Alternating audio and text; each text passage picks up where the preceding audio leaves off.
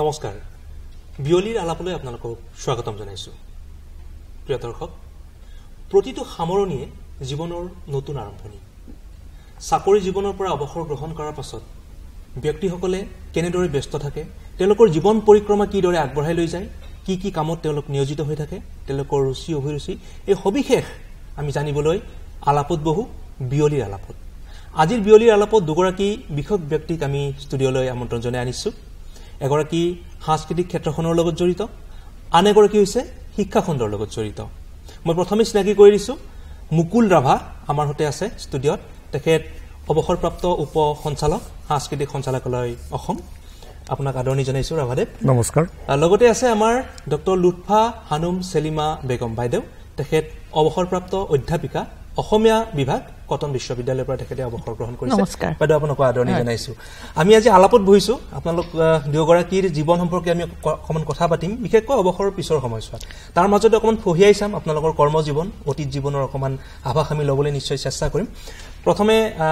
আপোনালোকৰ খবৰ জানিব বিচাৰিছোঁ কেনে আছে আপোনালোক ভালে আছোঁ অৱসৰৰ জীৱন ব্যস্ততাৰে কটাইছে বুলি ক'ব পাৰি গতিকে সেই অৰ্থত ভালে আছোঁ ভালে আছে ৰাভাদেৱ মই মোটামুটি ভালেই আছোঁ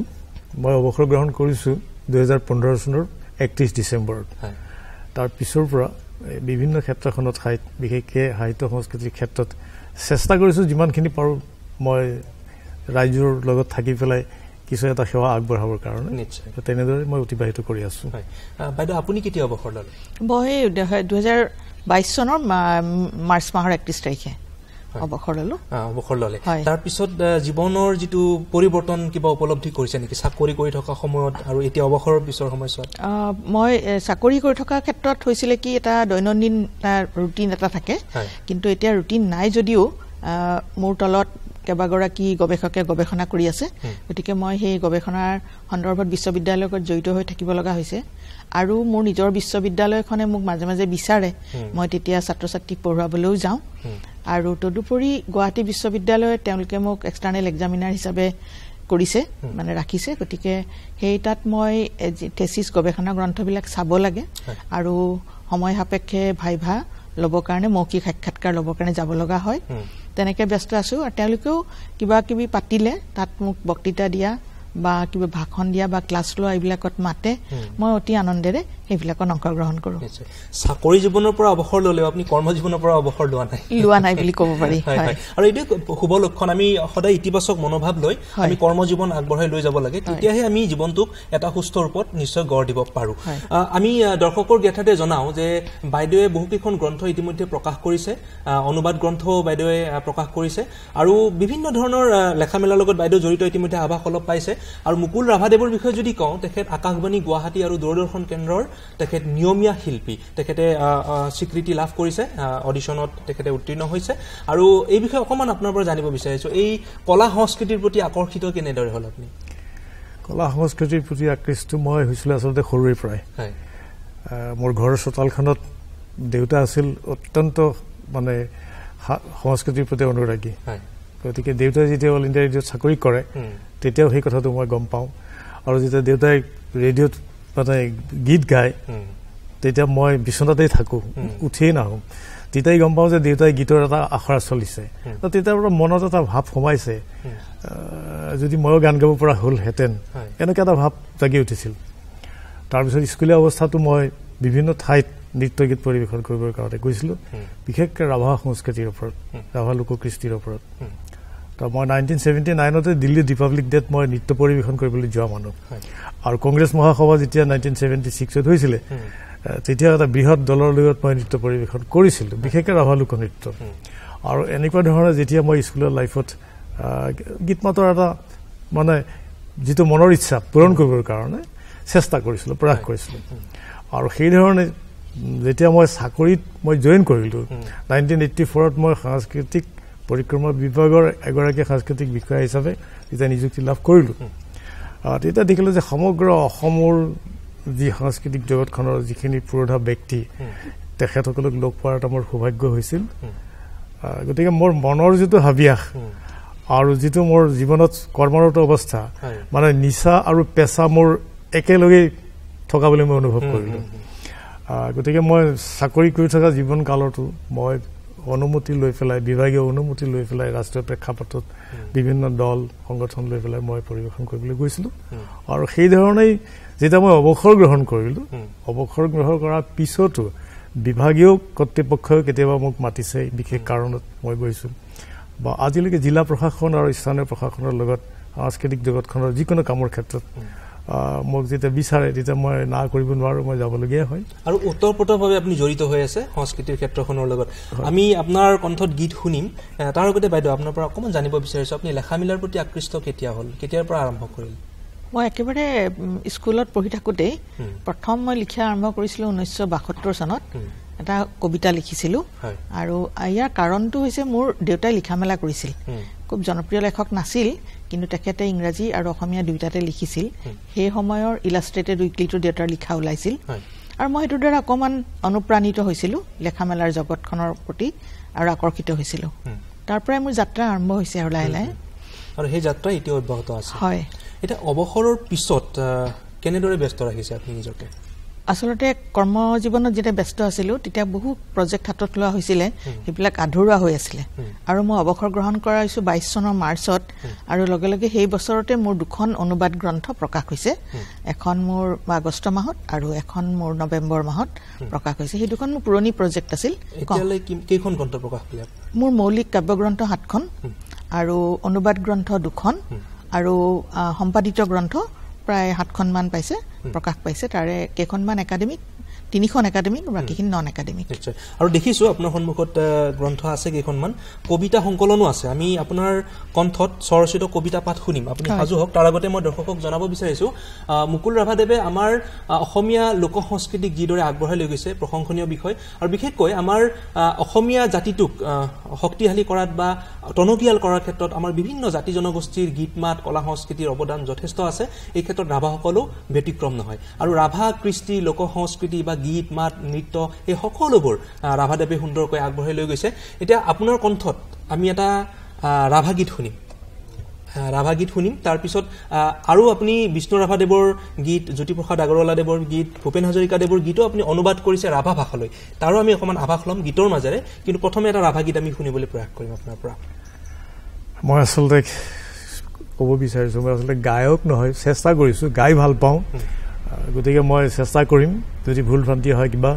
ৰাইজে নিশ্চয় দায়িত্ব ধৰিব মই সেইটো মানে ওচৰত ক্ষমা বিচাৰিছোঁ মই চেষ্টা কৰিম গাবৰ কাৰণে অভ্যাস কমি গৈছে অৱসৰৰ পিছত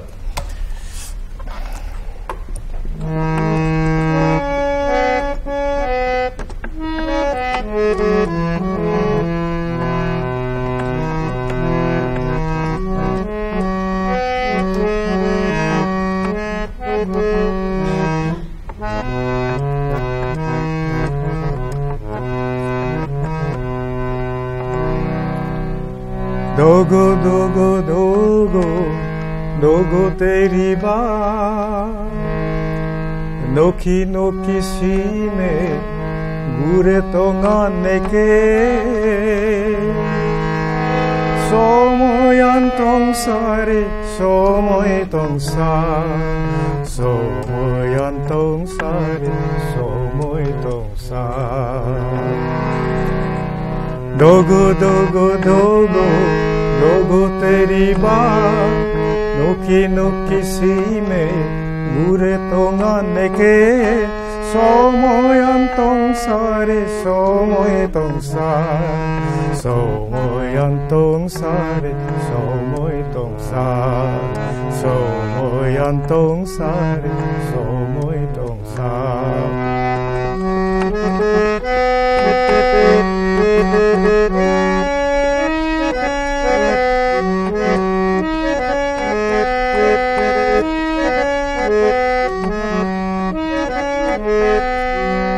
Si song re hong flang dogo jurang sang si song re hong flang dogo jurang sang si ngona ke praweta si ngona ke praweta si ngona ke praweta dogo dogo dogo दोगो तेरी बात নখি নখি সীমে ঘুরে তোমার নেকে সময়ন্তং সারে সময়ন্তং সারে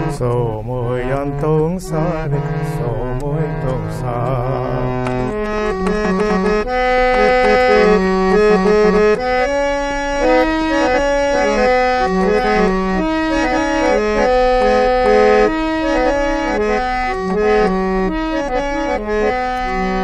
না থামরে গাবুলতাং না থামরে দরাইতাং না থামরে দরাইতাং না থামরে গাবুলতাং সঙ্গিনী দিমদাকাই বিজান কেসাবা মুংসানা বনান লাগিসা কেসাবা মুংসানা বনান লাগিসা কেসাবা মুংসানা বনান লাগিসা dogo dogo dogo dogo teri ba noki noki shime gure tonga neke somoyantong sare somoyantong sare somoyantong sare somoyantong sare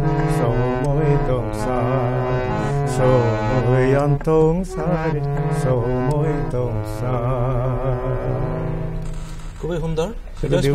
দেউতাই ৰচনা কৰা গীত আছিলে সুৰ মই কৰিছিলোঁ ইয়াৰ ভাৱাৰ্থটো হ'ল এনেকুৱা যে পূব আকাশত সূৰ্য উদয় হৈছে এতিয়া আৰু আমি শুই থকাৰ সময় নাই গতিকে মুক্তিৰ সূৰুজ উদয় হোৱাৰ লগে লগে আমি যেন সমাজৰ কামত লাগিবৰ হ'ল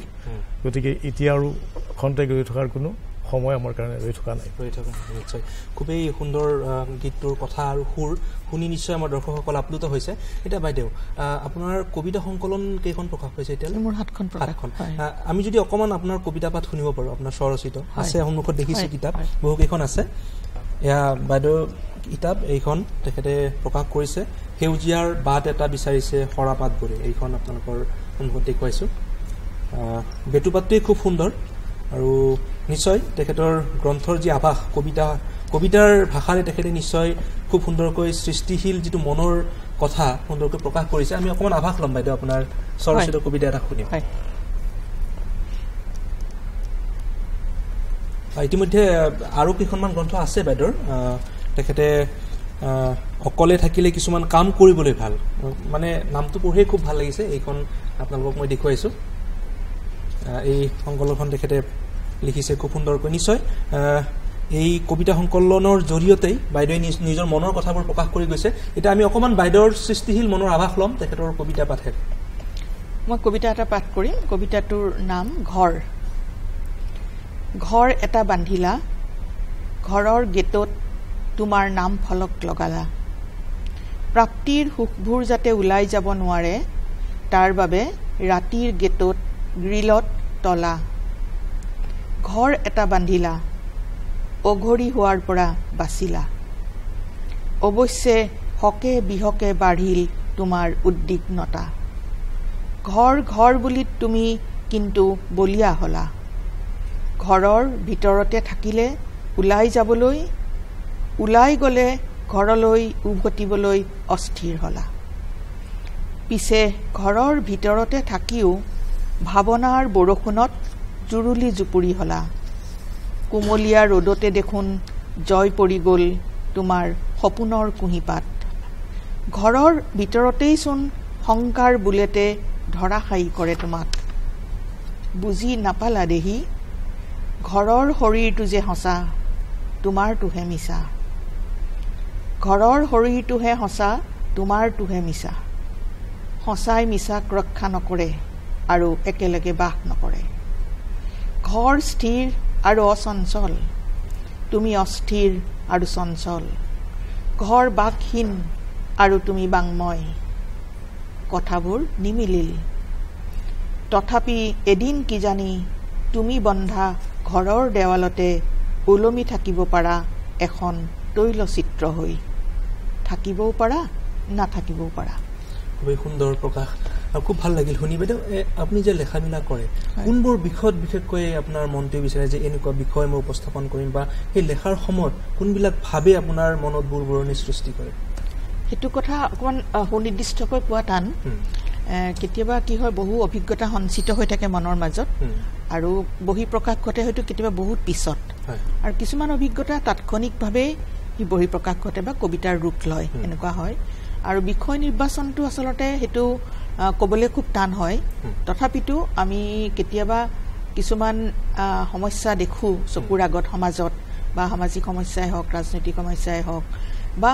আন কিছু অমানৱীয় কিছুমান কথা কাণ্ড এতিয়া যিবিলাক চলি আছে সমাজত, তেনেকুৱা কথাবিলাকে বহুত সময়ত আমাক প্ৰেৰিত কৰে লিখিবলৈ। হয়তো আমি তাৎক্ষণিকভাৱে লিখিব নোৱাৰোঁ, কিন্তু সেই ভাৱটো বহুদিন নিজৰ মাজত থাকে সঞ্চিত হৈ, সি আকৌ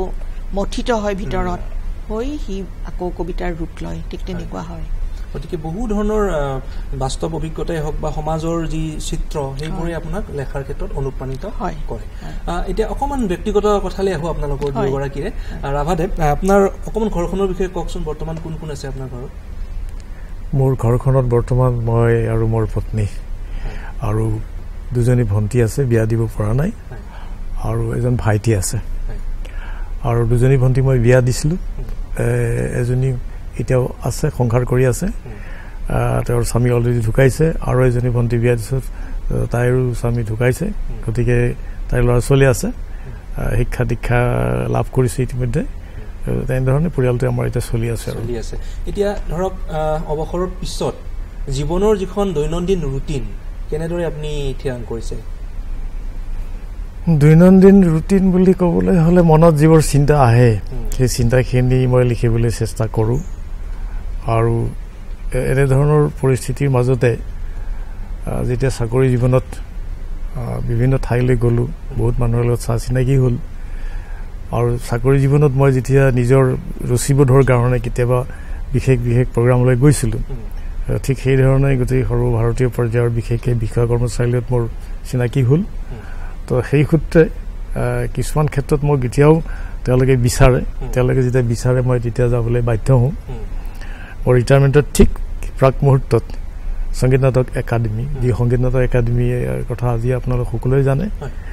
তেওঁলোকে মোক ক'লে যে আপুনি এটা গ্ৰুপ লৈ পেলাই যাব লাগে তেলেংগানা, বিশেষকৈ ৰাভা আৰু বড়ো লোকনৃত্য পৰিৱেশন কৰিবৰ কাৰণে। তেতিয়া মই গুচি গ'লোঁ, পৰিৱেশন কৰিলোঁ, আহিলোঁ। সেইটো এটা লিংকত মোৰ থাকি গ'ল যে সংগীত নাটক একাডেমীৰ লগত মই ওতঃপ্ৰোতভাৱে নিজাববীয়াকৈও কিছুমান মানে কাম কৰিবলগীয়া হৈছে। তাৰ কিছুদিন যোৱাৰ পিছত 2017 চনত মোক আকৌ ইনভাইট কৰিলে যে ইন্দিৰা গান্ধী ৰাষ্ট্ৰীয় মানৱ সংগ্ৰহালয়, তাত এটা অনুষ্ঠিত হ'ল যে অল ইণ্ডিয়া লেভেলৰ নেশ্যনেল ট্ৰাইবেল লিটাৰেচাৰ ফেষ্টিভেল। তাত মোক বক্তৃতা দিবলৈ মাতিলে ছেমিনাৰ এখনত, মই গ'লোঁ, তাতো মই এটেণ্ড কৰিলোঁ। 2017 চনত গ'ল, তাৰপিছত 16 চনত তাৰ আৰু এটা বছৰ আগত, তাৰ 15ত মই অৱসৰ ল'লোঁ, তেলেংগানা গ'লোঁ। 16 চনত মোক মাতিলে আন্দামান পৰ্ট ব্লেয়াৰ, তাত অনুষ্ঠিত হ'ল আদিবিম্ব ফেষ্টিভেল। তেতিয়া আমাৰ সকলোৰে জ্ঞাত, আমি গৌৰৱ কৰোঁ যাক সকলোৱে জানে, তেখেতৰ নাম পদ্মশ্ৰী ৰতন থিয়াম। তেওঁ তেতিয়া ৰাষ্ট্ৰীয় নাট্য বিদ্যালয়ৰ চেয়াৰমেন। তেখেতে মোক মাতিলে, ক'লে যে অসমৰ বিভিন্ন কিছু জাতি জনজাতিৰ ওপৰত আপুনি আলোকপাত কৰি তেওঁলোকৰ দৈনন্দিন জীৱনৰ ওপৰত আলোকপাত কৰি এটা এঘণ্টীয়া বক্তৃতা দিব লাগে। লগতে নেশ্যনেল স্কুল অফ ড্ৰামা, ৰাষ্ট্ৰীয় নাট্য বিদ্যালয়ৰ হৈ মই তাত কিছু বক্তৃতা দিবৰ কাৰণে গ'লোঁ। 17 চনত মই গ'লোঁ মানৱ সংগ্ৰহালয়ৰ মানে ৰাষ্ট্ৰীয় জনজাতীয় যিটো সাহিত্যৰ অনুষ্ঠান তালৈকে। 18 চনত মোক আকৌ ইনভাইট কৰিলে, ইনভাইট মানে সংগীত নাটক একাডেমীয়ে মোক ডিপুট কৰালে যে আপুনি যাব লাগে, অসমৰ পাৰ্টিকুলাৰ ৰাভা বড়ো বিহুৰ ওপৰত আলোকপাত কৰি ছেমিনাৰত আপুনি এটেণ্ড কৰিব লাগে, লেকচাৰ ডেমনষ্ট্ৰেশ্যন দিব লাগে। সেইটো আছিলে বেনাৰস হিন্দু ইউনিভাৰ্চিটি। আৰু বেনাৰস হিন্দু ইউনিভাৰ্চিটিত এটা ছেমিনাৰ হৈছিল যে ইণ্টাৰনেশ্যনেল এটা ছেমিনাৰ, যিটো টপিকছ আছিল যে global folk culture traditions and its reflection. তো তাত পাৰ্টিকুলাৰ অসমৰ ৰাভা বড়ো আৰু বিহুৰ ওপৰত আলোকপাত কৰি গোটেইখিনি ডেমনষ্ট্ৰেশ্যন মই দিবলগীয়া হ'ল। গতিকে তালৈকে মই গ'লোঁ। তাত যোৱাৰ আগতে মোৰ এটা প্ৰিপেৰেশ্যন লাগিলে, অসমৰ যিমানখিনি ট্ৰাইবছ আছে, যিসকল বিশেষজ্ঞ বুলি মই জানো, তেখেতসকলৰ যোগাযোগ কৰি পেলাই সেই সম্পৰ্কে মই অধ্যয়ন কৰিবলগীয়া হ'ল। গতিকে অধ্যয়ন কৰিবলৈ সময় লাগিলে। যি অধ্যয়নৰ জৰিয়তে মই এটা ভাল ডেমনষ্ট্ৰেশ্যন দিব পাৰিম গতিকে ব্যস্ততাটো মোৰ বাঢ়ি গৈ আছে সেই ধৰণে ক্ৰমান্বয়ে আৰু আমাৰ অসমীয়া লোক সংস্কৃতি লোককলাক আপুনি আমাৰ ৰাষ্ট্ৰীয় পৰ্যায়ত আনকি আন্তঃৰাষ্ট্ৰীয় পৰ্যায়লৈ নিয়াৰ যিটো প্ৰয়াস অব্যাহত ৰাখিছে খুবেই সুন্দৰ কথা আৰু আমি আশা কৰিছোঁ আপুনি এনেদৰে আপোনাৰ প্ৰচেষ্টা অব্যাহত ৰাখিব বাইদেউ আপোনাৰ বিষয়ে অকণমান কওক মোৰ মানে কোনখিনি কথা বৰ্তমান মোৰ মা মোৰ লগত থাকে মাৰ 90 বছৰ হৈছে আৰু মোৰ দুটি ল'ৰা এটা ল'ৰা আহমেদাবাদত মানে অনন্ত নেশ্যনেল ইউনিভাৰ্চিটিত অধ্যাপক আৰু গৱেষণা কৰি আছে আন এটি ল'ৰা কানাডাৰ কেলগেৰীত তাতে পঢ়া শুনা কৰি তাতে চাকৰি কৰি আছে এটা ধৰক চাকৰি কৰাৰ সময়ত ৰাতিপুৱা শুই উঠিয়ে দৌৰা দৌৰি যাব লাগে বিশ্ববিদ্যালয়লৈ যাব লাগে এতিয়াতো তেনেকুৱা ব্যস্ততা খুব কমি গৈছে নিশ্চয় কিন্তু ৰুটিনখন কেনেদৰে আপোনালোকে আপুনি নিজে মই এই বস্তুটো মানে ৰক্ষা কৰিবলৈ চেষ্টা কৰিছোঁ ৰাতিপুৱাই মই আনদিনাৰ নিচিনাকৈ সাজু হৈ লওঁ যাতে মই টেবুল ৱৰ্কখিনি কৰিব পাৰোঁ টেবুলত বহি পেলাই মোৰ আৰু মোৰ অনুভৱ হয় তেনেকৈ কৰিলে মই অলপ কৰ্মক্ষম হৈ থাকিম গতিকে মই এটা ৰুটিন মেইনটেইন কৰিব চেষ্টা কৰিছোঁ আৰু কেতিয়াবা অলপ ইফাল সিফাল হ'বই আৰু হয় তেনেকুৱা তেনেধৰণে কামবিলাক কৰি যাওঁ আগদিনা কি কৰিম তাৰ নিৰ্দিষ্ট কৰা থাকে সেইখিনি তেনেকৈ আগবঢ়াই নি থাকোঁ আমাৰ সকলোৰে কিছুমান ৰুচি অভিৰুচি থাকে হবি বুলি আমি যাক কওঁ আপোনাৰ তেনেকুৱা কি আছে বাৰু মোৰ প্ৰথম যিটো মোৰ এতিয়াতো মোৰ লেখা মোৰ এটা হবি নহয় মোৰ জীৱনৰ এটা অংশ হৈ গৈছে আৰু এনেই মই ফুৰি ভাল পাওঁ আৰু মই গান শুনি ভাল পাওঁ আৰু নাটক খুব ভাল পাইছিলোঁ মই নাটক কৰিছিলোঁ এটা সময়ত আৰু পৰিচালনাও কৰিছিলোঁ এতিয়া নাটকৰ লগত জড়িত নহ'লেও মই ৰেডিঅ' নাটকো শুনো বা নাটক যদি হয় চাবলৈ যাওঁ নাটক মোৰ খুব মানে দ্বিতীয় প্ৰিয় মোৰ কবিতাৰ পিছতে গতিকে সেই ফুৰা চকাটো চলাই আছোঁ আৰু মাজে মাজে যাবলৈ চেষ্টা কৰোঁ সময় মিলাই এতিয়া এনেকুৱা কিবা ঠাই আছে নেকি য'ত যোৱাৰ সপোন আছে আপোনাৰ এতিয়া ইয়াতে মোৰ অসমখনতে বহুত ঠাই ফুৰিব আছে মই এতিয়া অতি সোনকালে মই গৌৰীপুৰলৈ যোৱাই নাই কেতিয়াও গতিকে গৌৰীপুৰৰ তালৈ গৈ তেওঁলোকৰ যি কলা সংস্কৃতি আছে সেইখিনি চাম বুলি ভাবি থৈছোঁ মাজতে মই গ'লোঁ জামুগুৰি হাটৰ যিটো 12 চহৰীয়া ভাওনা 5 বছৰৰ পিছে হয় গতিকে মই ঠিক হেৰি কৰি অৱসৰ লোৱাৰ পিছতে সেইটো মই চাবলৈ গ'লোঁ কাৰণ 5 বছৰলৈকে এইটো নাপাম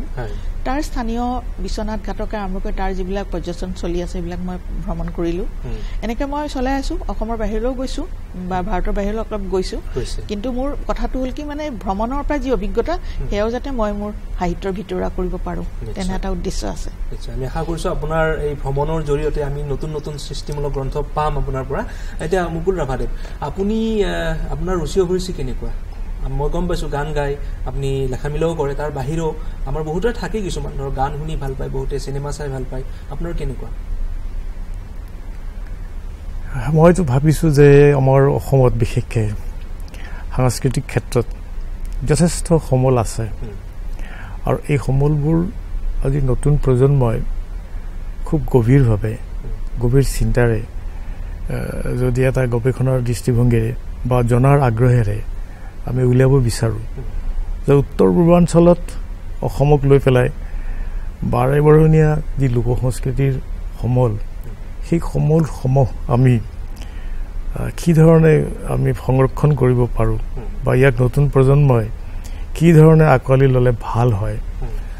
সেই কথাটোৰ ওপৰতেই মোৰ বিশেষ চিন্তা তো আমি এতিয়া চিন্তা কৰি পাইছোঁ যে নতুন প্ৰজন্মৰ মাজত যথেষ্ট প্ৰতিভাসম্পন্ন ল'ৰা ছোৱালী আছে আৰু তেখেতসকলক যদি সঠিকভাৱে এটা নিৰ্দেশনা দিয়া যায় মই আশা কৰোঁ যে নতুন প্ৰজন্মই আমাৰ এই যি বাৰেবৰণীয়া লোককৃষ্টিৰ সমল তেওঁলোকে অন্তত অদূৰ ভৱিষ্যতে আৰু পুনৰ তেওঁলোক মানে সজীৱ কৰি ৰখাৰ কাৰণে এটা যদি প্ৰচেষ্টা হাতত লয় আমি ফলপ্ৰসূ হ'ব পাৰিম আৰু আমি ক'ব পাৰিম যে সঁচাকৈ উত্তৰ পূৰ্বাঞ্চল অসমক কেন্দ্ৰ কৰি আমাৰ সমল যিসকল সমল ব্যক্তি আছে তেখেতসকলৰ লগত নতুন প্ৰজন্মই একাত্মকভাৱে যদি আমি কাম কৰোঁ মই ভাবোঁ যে গোটেই সৰ্বভাৰতীয় পৰ্যায়ত উত্তৰ পূৰ্বাঞ্চল বা অসমৰ সাংস্কৃতিক সম্পদ আটাইতকৈ বেছি বাৰেবৰণীয়া হৈ থাকিব আৰু আপুনি যিটো নৱপ্ৰজন্মৰ কথা কৈছে খুবেই গুৰুত্বপূৰ্ণ আৰু আপুনি এইখিনি কামতেই ব্যস্ত হৈ আছে নিজকে ব্যস্ত ৰাখিছে খুবেই ভাল কথা আৰু দৰ্শকক আমি জনাওঁ যে শিক্ষা সংস্কৃতি সাহিত্য তিনিওটাৰে এটা ওতঃপ্ৰোত সম্পৰ্ক আছে আমি শিক্ষাৰ প্ৰসাৰ আৰু প্ৰচাৰ যেনেদৰে আমি কৰিব লাগিব আমাৰ সাহিত্য সংস্কৃতিৰো আমি প্ৰচাৰ প্ৰসাৰ কৰিবই লাগিব আৰু এই ক্ষেত্ৰত এইসকল কোনোধা ব্যক্তিয়ে কাম কৰি গৈছে অহৰহভাৱে বাইদেৱে নিজৰ লেখনিৰ দ্বাৰা কাম কৰি গৈছে আৰু আমাৰ নতুন প্ৰজন্মক তেওঁলোকে উদ্ভাসিত কৰিছে নতুন ধৰণে আগবাঢ়িবলৈ এখন নতুন সৃষ্টিশীল অসম বা আমাৰ দেশ গঢ়িবৰ কাৰণে এখেতসকলে আপ্ৰাণ চেষ্টা কৰি গৈছে আৰু মুকুল ৰাভাদেৱৰ বিষয়ে মই ইতিমধ্যে কৈছোঁ তেখেতে আমাৰ বিষ্ণু ৰাভাদেৱৰ গীত জ্যোতিপ্ৰসাদ আগৰৱালাদেৱৰ গীত ৰাভা ভাষাত অনুবাদ কৰিছে আৰু বিভিন্ন আমাৰ যিখিনি মূল্যৱান সম্পদ আছে তেখেতে চেষ্টা কৰিছে নিজাববীয়াকৈ আগবঢ়াই নিবৰ বাবে আমাৰ যিখিনি লোককৃষ্টি লোক সংস্কৃতি আছে থলুৱা ভাষাসমূহত অনুবাদ কৰি যাতে সকলোৱে সেই গীত মাতসমূহ চৰ্চা কৰিব পাৰে বা উপলব্ধি কৰিব পাৰে তাৰ গুঢ়াৰ্থ বা মহত্ব এই বিষয়ে তেখেতে কাম কৰি গৈছে বাইদেউ নিজেই অনুবাদমূলক গ্ৰন্থৰ জৰিয়তে বিভিন্ন ধৰণৰ সাহিত্য আমাৰ ভাষাত অনুবাদ কৰিছে অসমীয়া ভাষাত অনুবাদ কৰিছে বাইদেউৰ গ্ৰন্থ বিভিন্ন ভাষাত অনুবাদ হৈছে গতিকে ইয়াৰ দ্বাৰা আমাৰ সাংস্কৃতিক এটা সমন্বয়ৰ এটা বাৰ্তা সৃষ্টি হৈছে আৰু আমি আগবঢ়াই লৈ গৈছোঁ নিজৰ জাতিটোক নিজৰ কলা সংস্কৃতিক এতিয়া ৰাভাদেৱ অকণমান গীত শুনিম আমাৰ বিষ্ণু ৰাভাদেৱৰ গীত এটা ৰাভা ভাষাত যিহেতু আপুনি অনুবাদ কৰিছে আমি তাতে অকণমান ল'ব বিচাৰিছোঁ মই আচলতে ঠিক মই নিজে অনুবাদ কৰা নাই আমাৰ যিসকল অডিঅ' চাম তেওঁলোকে কৰিছে আৰু এই মুহূৰ্তত মই সেই বিষয়ে মানে মোৰ লগত মই ক'ব খোজা নাই মই বিষ্ণু ৰাভাক লগ পোৱা মানুহ কাৰণে বিষ্ণু ৰাভাৰ গীত ভাল পাওঁ গতিকে মই বিষ্ণু ৰাভাৰ গীত দুটামান মানে লাইন মই গুণগুণাব বিচাৰিম খালি যিটো মই ভাল পাওঁ আচলতে মই কৈছোঁ আগতে মই আচলতে গায়ক নহয় গাই ভাল পাওঁ কাৰণেই গাব চেষ্টা কৰিছোঁ বিষ্ণু ৰাভাৰ গীত এটা মোৰ অতি প্ৰিয় মই অলপ গুণগুণাব বিচাৰিম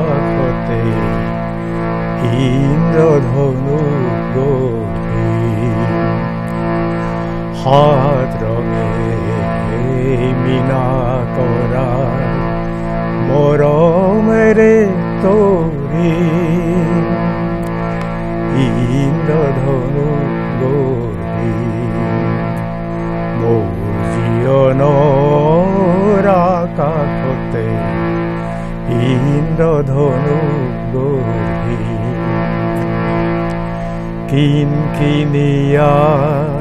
চকুলোৰে উমনিয়াৰ ভাৱ কণেৰে কিনকিনিয়া চকুলোৰে উমনিয়াৰ ভাৱ কণেৰে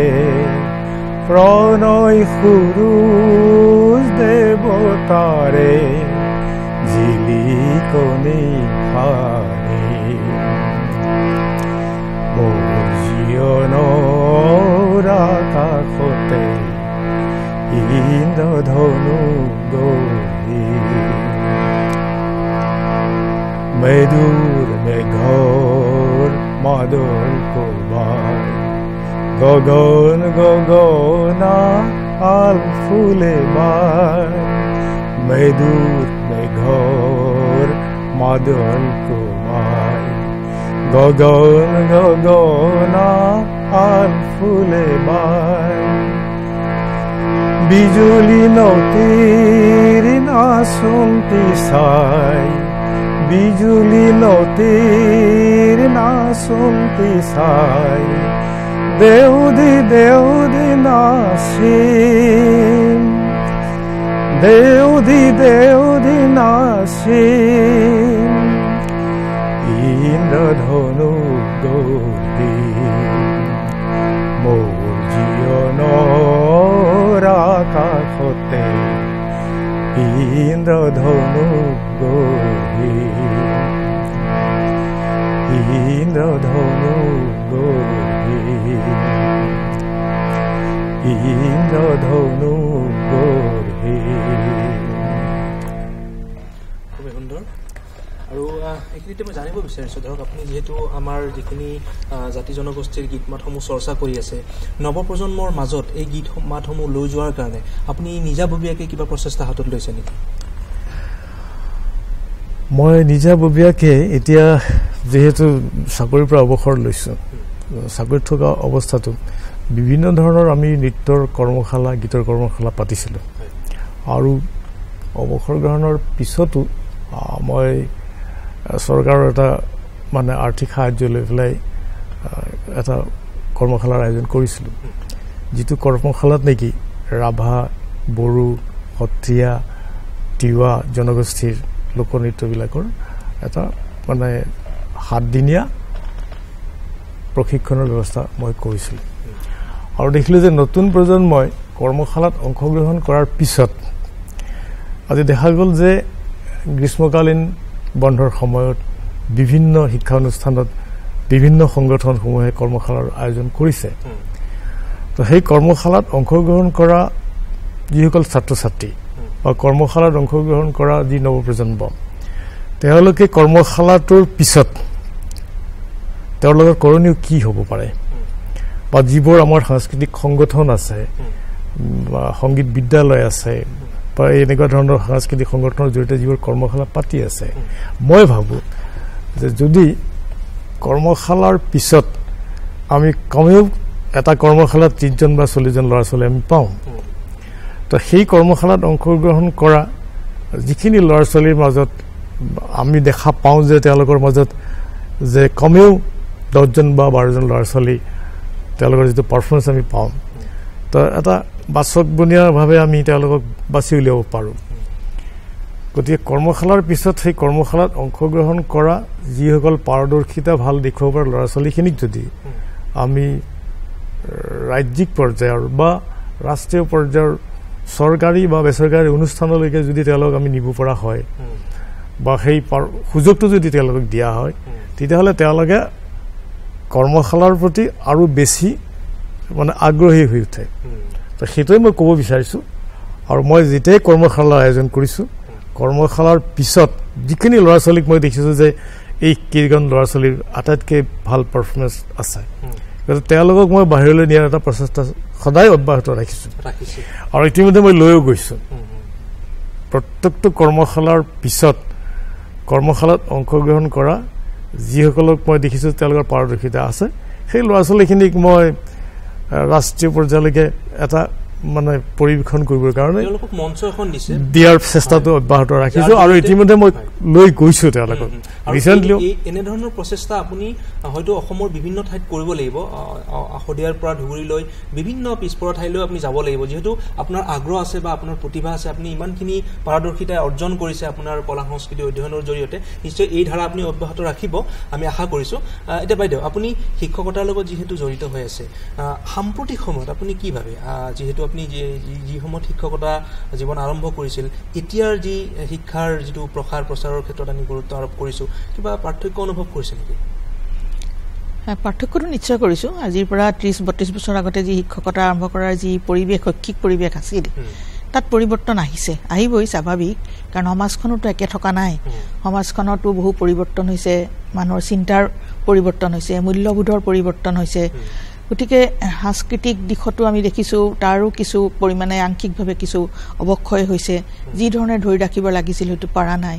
গতিকে গোটেই বস্তুবিলাকে আচলতে শিক্ষাত প্ৰভাৱ পেলায়, কাৰণ শিক্ষক বা শিক্ষাৰ্থী সমাজ বহিৰ্ভূত ব্যক্তি নহয়, গতিকে সমাজৰ এটা অংশ। গতিকে আমি দেখিছোঁ যে এই পৰিৱৰ্তনবোৰৰ দ্বাৰা কিন্তু শিক্ষাৰ প্ৰচাৰ প্ৰসাৰৰ ক্ষেত্ৰত যথেষ্ট পৰিৱৰ্তন হৈছে। আৰু এই পৰিৱৰ্তন সকলোবিলাক পৰিৱৰ্তন যে নেতিবাচক তেনেকুৱাও নহয়, ইতিবাচক কথাও আছে। কাৰণ শিক্ষাৰ ক্ষেত্ৰত দেখিছোঁ আমি ইতিমধ্যে প্ৰযুক্তিগত যি বিদ্যা উত্তৰণ ঘটিছে, সেই উত্তৰণে বহু ক্ষেত্ৰত সহায়ো কৰিছে। আকৌ আন দিশো কিছুমান আছে যিবিলাকে হয়তো এটা নিগেটিভ কথা আনিছে। গতিকে এইবিলাকৰ মাজত বেলেঞ্চ কৰি শিক্ষা প্ৰদান কৰা আৰু শিক্ষাৰ্থীক এটা সুন্দৰ ভৱিষ্যতলৈ আগবঢ়াই দিয়াটো এক ধৰণৰ প্ৰত্যাহ্বান হৈছে বুলি মই ভাবোঁ নিশ্চয় আৰু এই প্ৰত্যাহ্বান নেওচি আমি আগবাঢ়ি যাব লাগিব যিহেতু শিক্ষকসকল হৈছে সমাজৰ দাপোন স্বৰূপ গতিকে আমি সমাজখনক যদি আগবঢ়াই নিব খোজো তেতিয়াহ'লে শিক্ষকসকলৰ দায়িত্ব যথেষ্ট আছে আপোনাৰ ভৱিষ্যত কিবা পৰিকল্পনা আছে নেকি ধৰক আপোনাৰ সপোন আধৰুৱা হৈ আছে যিবোৰ পূৰণ কৰিবলৈ আপুনি চেষ্টা কৰিছে শিক্ষা জগতখনত মই যেতিয়া শিক্ষাদান কৰি আছিলোঁ তেতিয়া মই মোৰ যিটো ৰুটিন ক্লাছ সেইটোৰ উপৰিও মই কিছু কাম কৰিছিলোঁ মানে মই যিটো ট্ৰেডিশ্যনেল পৰম্পৰাগত পদ্ধতিৰে শিক্ষাদান কৰে সেইটোত মই অলপ নিজেও বিতুষ্ট আৰু মই বিশ্বাস কৰিছিলোঁ যে আজিৰ প্ৰজন্মই চাৰিবেৰৰ কোঠাৰ মাজত এটা বন্ধ কোঠাত শিক্ষকে প্ৰদান কৰা শিক্ষা ল'বলৈ তেওঁলোক আগ্ৰহী নহয় গতিকে মই তেওঁলোকক বহুত সময়ত কোনো ছেমিনাৰত কেতিয়াবা লৈ গৈছোঁ আৰু কেতিয়াবা কোৰ্চ যেতিয়া শেষ হৈ গৈছে মই তেতিয়া তেওঁলোকক আন এটা ঠাইলৈ লৈ গৈছোঁ য'ত আমি শিক্ষা প্ৰদান কৰিছোঁ কিন্তু সেই শিক্ষা কোৰ্চৰ ভিতৰুৱা নহয় কোৰ্চত থকা সকলো কথাই ছাত্ৰ ছাত্ৰীক লাগিব আৰু সেইখিনিয়ে তেওঁলোকৰ জীৱনত সহায় কৰিব সেই কথাত মই বিশ্বাস নকৰোঁ ইয়াৰ বাহিৰৰ যিখিনি কথা তেওঁলোকক লাগে সেইখিনি কথা খুব দৰকাৰী কথা আৰু মই শ্ৰেণীত ক্লাছকেইটা লওঁ ক্লাছ শেষ হোৱাৰ পিছত কোৰ্চ শেষ হৈ যায় যেতিয়া কোৰ্চ শেষ হৈ তেওঁলোকক পৰীক্ষা লওঁ সোধা পোছা কৰোঁ তাৰপিছত মই কিছুমান এক্সট্ৰা ক্লাছ লওঁ আৰু সেই এক্সট্ৰা ক্লাছবিলাক ছাত্ৰ ছাত্ৰীসকলৰ সুবিধা অনুযায়ী আৰু পিজিৰ ক্লাছবিলাকত মানে স্নাতকোত্তৰ ক্লাছত মই 10 বজাৰ পৰা যদি ক্লাছ থাকে মই 9 বজাত এটা ক্লাছ লওঁ সেইটো কাউন্সেলিঙৰ নিচিনা ক্লাছ ছাত্ৰ ছাত্ৰীবিলাকৰ বহুত অসুবিধা থাকে আৰু সেই অসুবিধাবিলাক আনকি পিতৃ মাতৃকো ক'ব নোৱাৰে একেবাৰে সুহৃদ বন্ধুজনকো ক'ব নোৱাৰে সেইবিলাক যদি আমি শিক্ষকসকলে নাচাওঁ তেতিয়াহ'লে আমি দেখিছোঁ আমাৰ ছাত্ৰ ছাত্ৰীৰ মাজত বহু সমস্যা বহু ল'ৰা ছোৱালী আছে আৰু বহু সময়ত তেওঁলোক কম বয়সীয়া সেইবিলাক তম্ভিব নোৱাৰি বিপথে যায় সেই ক্ষেত্ৰত মই এটা ভূমিকা ল'বলৈ চেষ্টা কৰিছিলোঁ আৰু সেইটোৰ ফল কিন্তু এতিয়াও আছে কাৰণ এতিয়াও ছাত্ৰ ছাত্ৰীসকল মোৰ তালৈ আহি থাকে আৰু মানে শ্ৰেণীকোঠাৰ বাহিৰতো একটা গ্ৰুপ আছে হোৱাটছআপ গ্ৰুপ য'ত আমি এইবিলাক কথা পাতোঁ আলোচনা কৰোঁ আৰু ছাত্ৰ ছাত্ৰীসকল আহে আৰু মই ভাবোঁ শিক্ষক এজনৰ অৱসৰ লোৱা মানে তেওঁৰ শিক্ষকতা শেষ হৈ যোৱা নাই তেওঁৰ সেই কামটো আচলতে অন্তহীন চলি থাকিব পাৰে আৰু চলাই থকা উচিত আৰু সমাজৰ কাৰণে এইটো বৰ গুৰুত্বপূৰ্ণ কাম বুলি মই বিবেচনা কৰোঁ নিশ্চয় আৰু গুৰু শিষ্যৰ যিটো পৰম্পৰা সেইটো অব্যাহত থাকে আৰু শিক্ষা হৈছে জীৱনজোৰা প্ৰক্ৰিয়া সেইটো শেষ নহয় শিক্ষা গ্ৰহণ বা শিক্ষা দান সেইটো শেষ নহয় গতিকে জীৱনজোৰা প্ৰক্ৰিয়া চলি থাকে এতিয়া ৰাভা ডাঙৰীয়া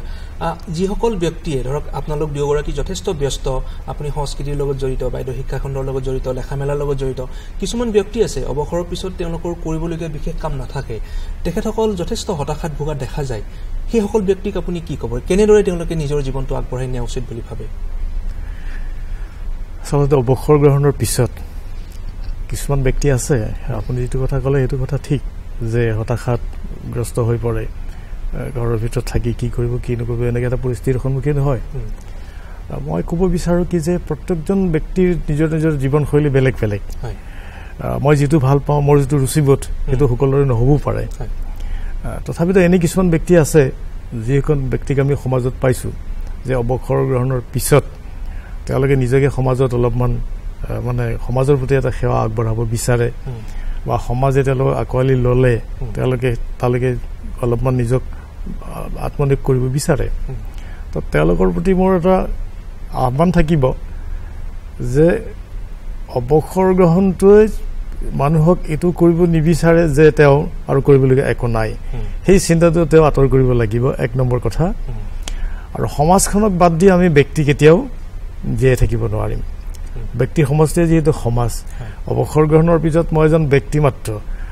তো মোৰ কৰণীয় কি আছে যদি মই ভাবোঁ যে জীৱনভৰ মই চাকৰি কৰিলোঁ তাৰপিছত মোৰ আৰু এতিয়া কৰিবলগীয়া একো নাই তেতিয়াহ'লে সেইজন ব্যক্তিৰ যিটো মানসিকতা সেই মানসিকতাটোক মই বেয়া বুলি ক'ব খোজা নাই সকলোৰে ৰুচিবোধ বেলেগ বেলেগ কিন্তু মই আশা কৰোঁ তেখেতসকলে যেন সমাজৰ লগত থাকি সমাজৰ প্ৰতি কিঞ্চিত সেৱা আগবঢ়োৱাৰ কাৰণে যদি আগবাঢ়ি আহে তেতিয়াহ'লে অৱসৰ গ্ৰহণৰ পিছত এটা তিতা অভিজ্ঞতা বা জীৱনটোৰ সময়খিনি নাযায় নোপোৱাই এই কথাটোৰ পৰা তেওঁলোক নিশ্চয় অলপমান হাত খাই থাকিব পাৰিব কিঞ্চিত হ'লেও যদি আমি সমাজত এটা সেৱা আগবঢ়োৱাৰ মনোবৃত্তিৰে আমি আগবাঢ়ি যাওঁ তেতিয়াহ'লে মই ভাবোঁ যে প্ৰতিজন ব্যক্তিয়ে ঘৰৰ চাৰি কোঠাৰ ভিতৰত আৰু আবদ্ধ হৈ থাকিব নালাগে আৰু ইতিবাচক চিন্তা লৈ তেওঁলোকে বিভিন্ন কামত নিয়োজিত হৈ থাকিব লাগিব নিজকে তেওঁলোকে ব্যস্ত ৰাখিব লাগিব সমাজৰ কামতেই হওক বা নিজৰ ঘৰুৱা কামতেই হওক নহয় জানো খুব সুন্দৰ কথা কৈছে আমাৰ যিসকল ব্যক্তিয়ে চাই আছে অৱসৰ লোৱা ব্যক্তি তেখেতসকলে নিশ্চয় উপকৃত হ'ব আৰু অনুপ্ৰেৰণা পাব বাইদেউ আমি কবিতা শুনিম পুনৰ আমাৰ কবিতা পুথি আছে আৰু বাইদেৱে ইতিমধ্যে বিভিন্ন মনৰ কথা কৈছে শিক্ষকতা জীৱনৰ অভিজ্ঞতা সম্পৰ্কেও কৈছে যে ছাত্ৰ আৰু শিক্ষকৰ মাজৰ যিটো নিবিড় সম্পৰ্ক এই সম্পৰ্কটো কিন্তু আমি গাঢ় কৰিব লাগিব তেতিয়াহে আমি শিক্ষাখণ্ডক আগবঢ়াই লৈ যাব পাৰিম আৰু সুশিক্ষাৰে আমি সমাজখনক ইতিবাচকভাৱে ভৱিষ্যতৰ দিশলৈ আগবঢ়াই লৈ যাব পাৰিম আৰু বাইদেৱে নিজৰ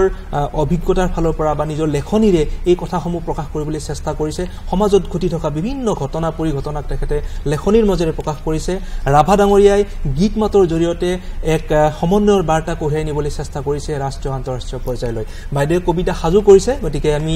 বাইদেউৰ স্বৰচিত কবিতা পাঠ শুনিম মই এটা কবিতা পাঠ কৰিবলৈ ওলাইছো কবিতাটোৰ নাম অকলে থাকিলে অকলে ফুৰিলে অকলে থাকিলে অকলে ফুৰিলে কিছুমান কাম কৰিবলৈ ভাল মনে মনে দুখবোৰ বিচাৰি আনি সুখত জুবুৰিয়াই চাবলৈ পুৰণি সপোনবোৰক নতুন নতুন কাপোৰ কানি পিন্ধাই চাবলৈ বুকুৰ আলমাৰীৰ পৰা স্মৃতিবোৰ উলিয়াই আনি সজাই থবলৈ ভাল তৰা আকাশ আৰু মাটিৰ দৰেই দুখ সপোন আৰু স্মৃতিৰো কণ্ঠস্বৰ নাই সেয়ে অকলে থাকিলে এইবোৰৰ মিছিলত ভাগ ল'বলৈ ভাল অকলে থাকিলে কেতিয়াও লিখিব নোৱাৰা চিঠিবোৰ পঢ়ি চাবলৈ পৃথিৱীলৈ কাহানিও ননমা বৰষুণ জাকত মনে মনে তিতিবলৈ কেতিয়াও নুশুনা গানবোৰ গুণগুণাই থাকিবলৈ ভাল আৰু কেতিয়াও চুই নোপোৱা ভৱিষ্যতৰ পতাকাখন তুলি ধৰিবলৈ উৰিব নজনা গছবোৰক মনে মনে উৰাৰ মন্ত্ৰ শিকাবলৈ পাহাৰবোৰক খোজ কঢ়াৰ মন্ত্ৰণা দিবলৈ বৰ ভাল অকলে ফুৰিলে মোৰ প্ৰাতঃ ভ্ৰমণ আৰু সান্ধ্য ভ্ৰমণবোৰৰ মাজত এখন চুক্তিপত্ৰ লিখিবলৈ ভাল নিজৰ চুক্তিপত্ৰকে নিজে অমান্য কৰি অৱজ্ঞা কৰি নিজৰ ইচ্ছামতে টুকুৰা টুকুৰ কৰি লৈ তাৰে কিছুমান টুকুৰাক নি মকৰা জালত কিছুমানক বেৰত ওলোমাই থৈ বিচনাত ওপৰলৈ মুখ কৰি শুই শুই চাই থাকিবলৈ সঁচাকৈয়ে ভাল অকলে থাকিলে অকলে ফুৰিলে আত্মহত্যাৰ পৰিকল্পনা কৰিবলৈ অথবা আত্মহত্যা কৰিবলৈ নিজে নিজৰ কবৰ খান্দিবলৈ নিজৰ চিতাত নিজে জুই দিবলৈ ভাল মোৰ মৃত্যুৰ পিছত কোনে কি কি কৰিব তাকো ভাবিবলৈ ভাল অকলে থাকিলে অকলে ফুৰিলে ঈশ্বৰ আৰু ভাগ্যৰ সতে মুখামুখি হ'বলৈ ভাল তেওঁলোকক জবাবদিহি কৰিবলৈও অনেক সুবিধা ওলায় অকলে থাকিলে আমাৰ বহু কথাই মনলৈ আহে এতিয়া বাইদেউ বহু সময়ত আমি নিসংগ অনুভৱ কৰোঁ হয়তো পৃথিৱীৰ প্ৰায় মানুহেই এনেকুৱা এটা সময় আহে য'ত নিসংগতা অনুভৱ কৰে নিজকে অকলশৰীয়া অনুভৱ কৰে সেই সময়ত আপুনি যিহেতু কবিতাৰ ভাষাৰে ইমান সুন্দৰকৈ প্ৰকাশ কৰিছে নিসংগতাৰ সেই অনুৰণন গতিকে আপুনি কি ভাবে সেই যেতিয়া আমি নিসংগ হওঁ কি কৰিব লাগে কেনেকৈ বুজাব লাগে নিজক নিসংগতা প্ৰত্যেক মানুহৰে হ'ব অনুভৱটো আৰু আধুনিক যেতিয়া এইটো জীৱন যাত্ৰা তাত নিসংগতাটো এটা খুব গুৰুত্বপূৰ্ণ কথা মানুহে বিভিন্ন কাৰণত নিজকে নিসংগ অনুভৱ কৰিব পাৰে কিন্তু সেই নিসংগতাৰ কিন্তু পজিটিভ সাইড বহুত আছে সেই নিসংগতাক আমি আসলতে ৰূপান্তৰ কৰিব পাৰিব লাগিব যেকে ৰাভাই গান গায় এটো নিসংগ মুহূৰ্তত তেওঁ এটা গীত গালে কোনবাই ছবি আঁকিলে কোনবাই মানুহ ভাল পায় মানুহৰ ওচৰলৈ গ'ল মানে পজিটিভ কথাটো নিসংগতাটোক আমি ৰূপান্তৰ কৰিব পৰাৰ যিটো কথা এই কথাটো নিজে আয়ত্ত কৰি ল'ব লাগিব নিসংগতাত ডুবি গৈ থাকি নিসংগতাৰ যন্ত্ৰণা ভোগ কৰাটো অনুচিত আসলতে অৰ্থাৎ নিসংগতাক আমি হাৰথি কৰি ইতিবাচকভাৱে আগবাঢ়ি যাব লাগিব খুবেই সুন্দৰ কথা কৈছে আমাৰ নিশ্চয় দৰ্শকসকল উপকৃত হ'ব আপোনাৰ কথাৰ পৰা আৰু এই ক্ষেত্ৰত দৰ্শকসকলক এটা কথাই ক'ব লাগিব যে এই সকল ব্যক্তিয়ে নিজৰ জীৱনৰ অভিজ্ঞতাৰ ফালৰ পৰা যথেষ্ট শিকিছে, জীৱনটো সম্পৰ্কে শিকিছে, তেওঁলোকে সমাজখন দেখিছে, মানুহৰ বিভিন্ন ৰূপ দেখিছে, আৰু এইবোৰ জ্ঞান লৈ তেখেতসকলে জীৱনটো আগবঢ়াই লৈ গৈছে। আৰু আমি এখেতসকলৰ পৰা শিকিবলগীয়া, জানিবলগীয়া যথেষ্ট আছে। এতিয়া ৰাভা ডাঙৰীয়া, চাকৰি জীৱন বা বৰ্তমান সময়ত যিখিনি আপুনি কৰ্মজীৱনৰ গতি আগবঢ়াই লৈ গৈছে, ইয়াৰ পৰা আপুনি কি শিকিছে? জীৱন মানে কি? জীৱন মানে কি, মই যিটো নিজৰ অভিজ্ঞতাৰে মই ক'ব খুজিছোঁ যে আমি এটা কথা সকলোৱে জানো যে সংগ্ৰামো এটা জীৱন। যদি সংগ্ৰাম কৰা যায় তেতিয়াহ'লে নিশ্চয় জীৱনটোক সাফল্য কৰি তুলিব পাৰি। আৰু সেই সংগ্ৰামটো এইটো নহয় যে মানে ৰাজপথত ওলাই যাব লাগিব, মনৰ দিগন্তত নিজে সেই সংগ্ৰামটো কৰিব লাগিব, যে যিটো সংগ্ৰামে নেকি নিজক আগবঢ়াই লৈ যোৱাৰ লগতে আন দহজনকো সহায় কৰিব পাৰিব। গতিকে সংগ্ৰাম অবিহনে জীৱনটো সফল হোৱা বুলি মই কেতিয়াও নাভাবোঁ। কাৰণ সংগ্ৰাম কৰাৰ কথাটো মই এইকাৰণেই কৈছোঁ যে জীৱনটো ইমান সহজ নহয় উপভোগ্য কৰি তোলাৰ কাৰণে। মই নিজৰ ক্ষেত্ৰত ক'ব খুজিছোঁ, মই চাকৰি কৰি পেলাই মানে পঢ়া শুনা কৰিছোঁ, মানে যিটো বয়সৰ পৰা মই, গতিকে সেইটোৱে মোৰ কাৰণে জীৱনৰ এটা সংগ্ৰাম। গতিকে মই ভাবোঁ যে প্ৰত্যেকজন ব্যক্তিয়ে সেই সংগ্ৰাম কৰাৰ যিটো মানসিকতা, সেই সবল মানসিকতা যদি গ্ৰহণ কৰিব পাৰে তেতিয়াহ'লে জীৱনত তেওঁ নিশ্চয় জয়লাভ কৰিব পাৰিব। সৰুতে দেউতাই এটা কথা মোক কৈছিলে, মানে এই দুটা কথা সদায় মনত ৰাখিবা, যে কি, এটা হ'ল সেল্ফ এছাৰশ্যন, এটা হ'ল সেল্ফ ডিপেণ্ডেবল, আত্মনিৰ্ভৰশীল আৰু আত্মবিশ্বাস। এই দুটা কথাৰ ওপৰত ভিত্তি কৰি যদি আমি আগবাঢ়োঁ তেতিয়াহ'লে জীৱনত হতাশা যিমানেই নাহক কিয় সেই হতাশাৰ পৰা আমি সেই যুঁজত অৱতীৰ্ণ হৈ জীৱনটোক জয়লাভ কৰাৰ কাৰণে আমি নিশ্চয় সফল হ'ব পাৰিম। নিশ্চয় মোৰ চিন্তাধাৰা সেইটো খুবেই সুন্দৰ ইতিবাচক চিন্তাধাৰা, আৰু আত্মবিশ্বাস আৰু আত্মবিশ্লেষণৰ দ্বাৰা আমি নিজৰ জীৱনটোক গতি দিব পাৰোঁ আৰু যিকোনো প্ৰত্যাহ্বান নেওচি আমি জীৱনটোক আগবঢ়াই লৈ যাব পাৰোঁ। এতিয়া বাইদেউ, আপোনাৰ গাঁৱলৈ মনত পৰেনে? আপোনাৰ য'ত জন্ম হৈছিলে সেই গাঁওখনলৈ মনত পৰেনে এতিয়া? নিশ্চয় পৰে। আপুনি যায়নে মাজে মাজে? মই মাজে মাজে যাওঁ। কেনেকুৱা লাগে গৈ? এতিয়া আগৰ গাঁও হৈ থকা নাই, কিন্তু মোৰ যিখন আচল গাঁও, মই য'ত মানে শৈশৱ খুব কম দিন আছিলোঁ, মই বিভিন্ন ঠাইত থাকিব লগা হৈছিল অসমৰ দেউতাৰ চাকৰি সূত্ৰে, কিন্তু সেইখন গাঁৱৰ কথা মই কেতিয়াও পাহৰিব নোৱাৰোঁ। আৰু সেইখন গাঁও মোৰ কবিতাত আহিছে, আৰু সেইখন গাঁও মই লগত লৈ ফুৰোঁ। যদিও সেই গাঁওখনৰ বহুত পৰিৱৰ্তন হৈছে, হ'বই, সকলো গাঁৱতে পৰিৱৰ্তন হৈছে, আৰু সেই গাঁওখনৰ বহু কথাই আচলতে মোৰ লেখনিৰ কিছুমান মানে পৰোক্ষ উৎস এতিয়াও হৈ আছে আৰু হয়তো হ'ব, ভৱিষ্যতে হৈ থাকিব, আৰু মাজে মাজে গৈ থাকিলে নিশ্চয় আকৌ বেছি অনুপ্ৰেৰণা পাব আপুনি, নহয় জানো? ৰাভা ডাঙৰীয়া, আপোনাৰ গাঁওখনৰ বিষয়ে অকণমান কওকচোন, আপোনাৰ সেই পৰিৱেশটোৰ বিষয়ে। আমি জানোৱে দুধনৈৰ ফালে খুব সুন্দৰ পৰিৱেশ, প্ৰাকৃতিক নৈসৰ্গিক পৰিৱেশ। গাঁওখনৰ প্ৰতি মোৰ সদায় মৰম আছে, আৰু মই কিছুদিন আগত এটা প্ৰবন্ধ লিখিছিলোঁ যে সেই সময়ৰ যিখন গাঁৱৰ ছবি আৰু আজিৰ গাঁওখনৰ যিখন ছবি, তাৰ মাজত আকাশ পাতাল পাৰ্থক্য হৈছে। তো সেইটো আজিৰ গাঁওখন দেখি পেলাই মোৰ মনত দুখ উপজে। মই সেইকাৰণে প্ৰবন্ধটোৰ শিৰোনামাটোত লিখিছিলোঁ যে সদায় দেখি থকা মোৰ সেই হাঁহি কান্দোনেৰে ভৰা, আৱেগ ভৰা সেই মোৰ গাঁওখন কলৈ গ'ল। মোৰ চিন্তাধাৰাটো সেইটো, যিখন গাঁৱত উমলি জামলি ফুৰিছিলোঁ, যিখন গাঁৱে আমাক এজন মানুহ গঢ়ি তোলাৰ কাৰণে সুযোগ দিছিলে, সেই যিখিনি পৰিৱেশ, সেই যিটো বাতাবৰণ, সেই বাতাবৰণ আজি নাইকিয়া হ'ল। গতিকে সেইখন গাঁৱলৈ, সেই গাঁওখনৰ ছবি মোৰ মনত পৰিলে মোৰ দুখেই লাগে। যিখন গাঁৱত মোৰ জন্ম, সেই গাঁওখনৰ নাম চতমাটিয়া। আজি অসমৰ সাংস্কৃতিক জগতখনৰ যিসকল পুৰোধা ব্যক্তি যদি নাম ক'বলগীয়া হয়, মই লুইতকৰ ৰুদ্ৰ বৰুৱাৰ কথা, কমল নাৰায়ণ চৌধুৰী, পুৰুষোত্তম দাস, যিসকল ব্যক্তিয়ে আমাৰ ঘৰত উপস্থিত আছিল, আমাৰ ঘৰলৈ গৈছিল, আৰু এটা সাংস্কৃতিক বাতাবৰণৰ কাৰণে 1962ত সেইখন গাঁৱৰ পৰা, যিখন গাঁৱত মই জন্মগ্ৰহণ কৰিছোঁ, 1962ত দিল্লীৰ ৰিপাব্লিক ডেত ৰাভা লোকনৃত্য পৰিৱেশন কৰিবৰ কাৰণে লুইতকৰ ৰুদ্ৰ বৰুৱা তাত গৈ কেম্প কৰি আছিলে, বাঁহৰ পাতি আছিলে। সেই গাঁওখনৰ কথা চিন্তা কৰিলে মোৰ আজিৰ গাঁওখনৰ ছবিখন চকুলৈ আহিলে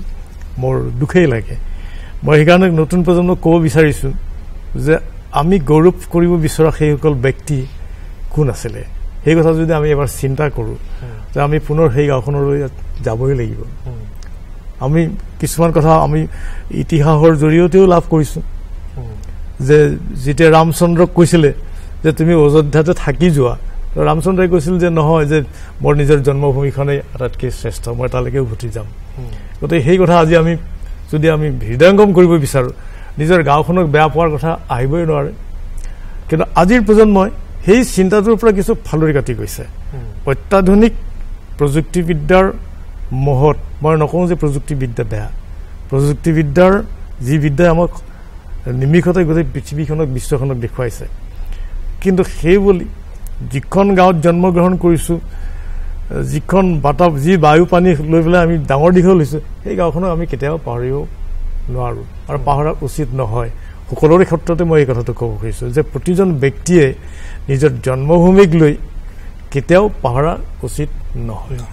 খুবেই ইতিবাচক আপুনি বাৰ্তা এটা দিছে আমাৰ নতুন প্ৰজন্মই নিশ্চয় আপোনাৰ এই বাৰ্তাৰ পৰা উপকৃত হ'ব আৰু তেওঁলোকে হৃদয়ঙ্গম কৰি আগবাঢ়ি যাব বাইদেউ শিক্ষক হিচাপে আপুনি কি অনুভৱ কৰে শিক্ষাগত এই যদি আপোনাৰ শিক্ষকতা জীৱনৰ অভিজ্ঞতা এই অভিজ্ঞতাৰ পৰা আপুনি কি শিকিলে এগৰাকী শিক্ষক হিচাপে শিক্ষকতা কৰি মই জীৱনৰ যিখিনি অভিজ্ঞতা গোটালোঁ সেই অভিজ্ঞতাখিনিয়ে আচলতে মোক জীৱনটোক নতুনকৈ চাবলৈ শিকালে কাৰণ শিক্ষাদান নকৰিলে ছাত্ৰ ছাত্ৰীৰ লগত প্ৰত্যক্ষ সম্পৰ্ক স্থাপন নকৰিলে বহু কথা আচলতে বঞ্চিত হৈ থকা যায় আৰু এইটো চামে চামে যেতিয়া আমি এছামকৈ বেলেগ বেলেগ ছাত্ৰ ছাত্ৰীৰ লগত আমাৰ যোগাযোগ হয়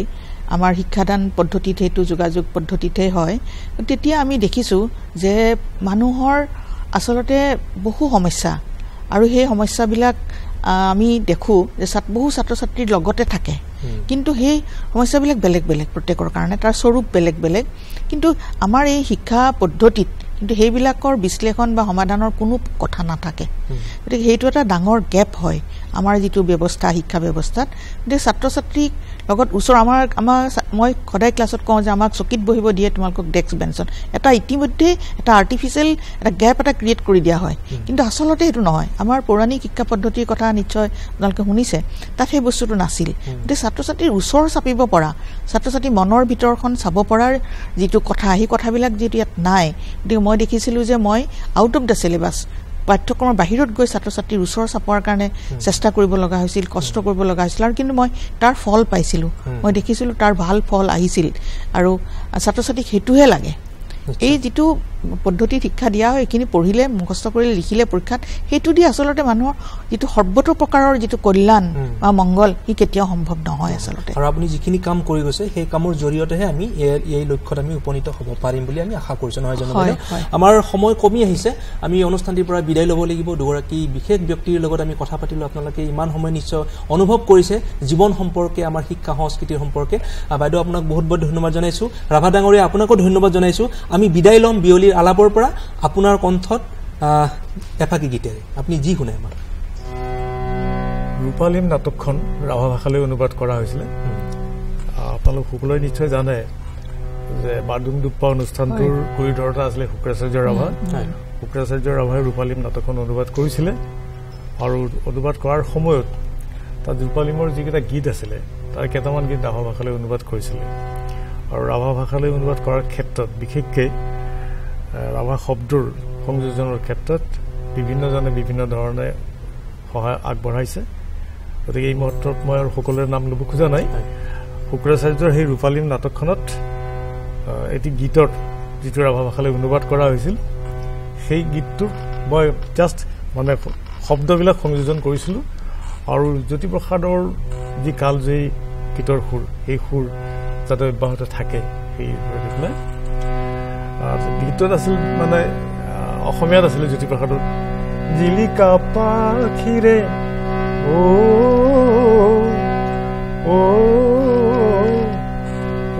সোণ মৰা চৰাই সোণ মৰা চৰাই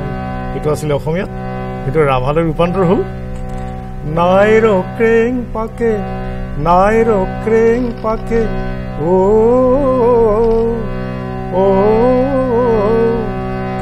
সোনা তময়ৰা ও সোনা তময়ৰা নাই ৰ ক্ৰেং পাকে নাই ৰ ক্ৰেং পাকে ও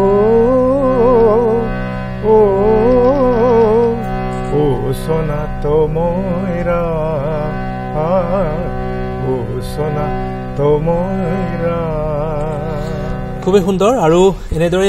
আপুনি সংগীতৰ যাত্ৰা অব্যাহত ৰাখক বাইদেউ আপুনি যি ধৰণে ভাবিছে জীৱনটোক আগবঢ়াই লৈ যাওক আজিৰ বিয়লিৰ আলাপৰ পৰা আমি বিদায় ল'ব লাগিব আপোনালোকে চাই থাকিব ডিডি অসম আপোনালোক দুয়োকে পুনৰবাৰ ধন্যবাদ জ্ঞাপন কৰি আজিৰ অনুষ্ঠানৰ পৰা আমি বিদায় লৈছোঁ নমস্কাৰ নমস্কাৰ